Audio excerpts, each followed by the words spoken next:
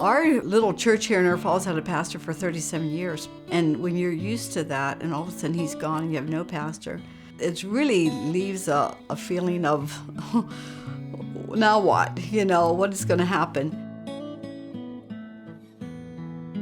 My husband was willing to preach, but it was overwhelming at times. It was draining. So what a blessing to have Jonathan Dorland come.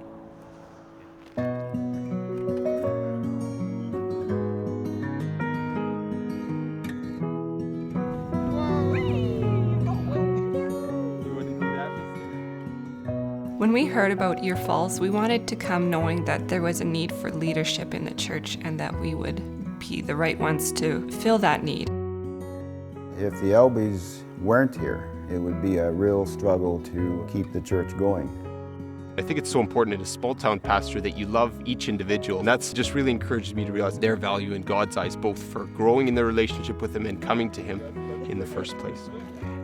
I have never known anybody in my life that can get to know people like Jonathan.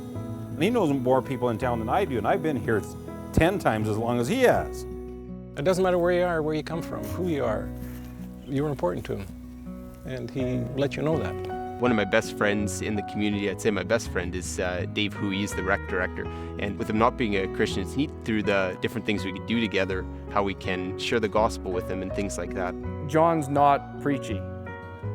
He just isn't. He gets his point across when he needs to. He's like a guy you can talk to about anything. Like, I've had conversations with him about his stuff I've been troubled with. With them being here, it frees me up to do more of what I enjoy doing, which is I'm the commander of the Awana Kids Club. Well, it's a kids program that really gets children into learning the Bible. It's just a fun program, with the games and music and what have you.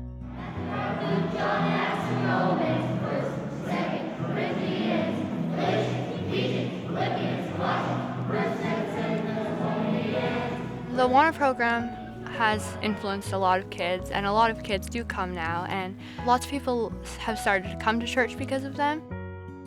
They would bring home bits and pieces of information. In one of the flyers, they had just talked about families being able to attend church. So we attend church, and we love going. The parents are seeing what these kids are learning, and they're listening. Just to know when a person has accepted Christ and to explain that to the children and they're so sincere and they accept it, to me that's the greatest joy in the world.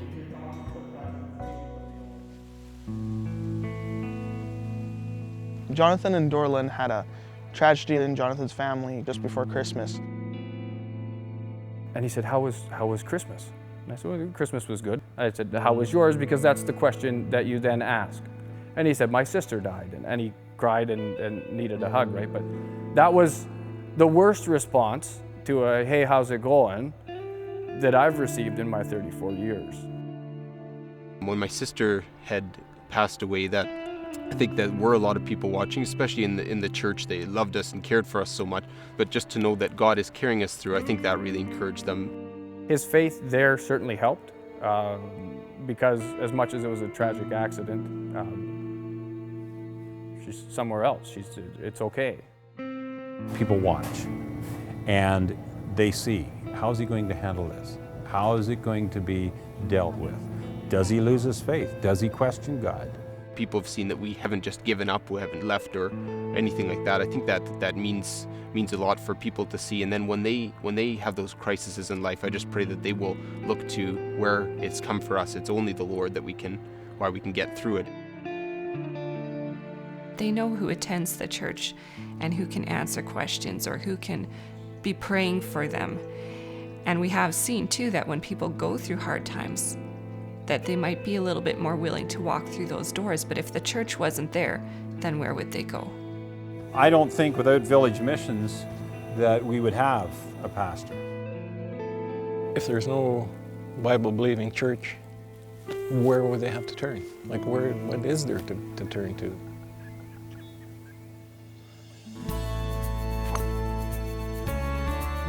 Jonathan is laying a lot of groundwork So I think that we're going to see the fruits of that labor in the future.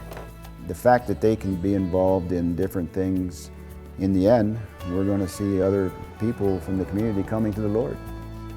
Being a village missions pastor isn't for everybody, but I think the main thing is that if God has it for you, He'll give you the strength to do it. And so that's what I would really encourage anyone thinking about village missions, is to just rely on the Lord. If it's where He's calling you, if it's where He wants you to be, then He can use you there, and He'll use you in so many different ways with many gifts you have. For us, it has just been such a blessing, and even through the challenges, it's not even what sticks out in our mind, it's the joys, it's the encouragement, and I just love pastor. There's nothing else I'd want to do.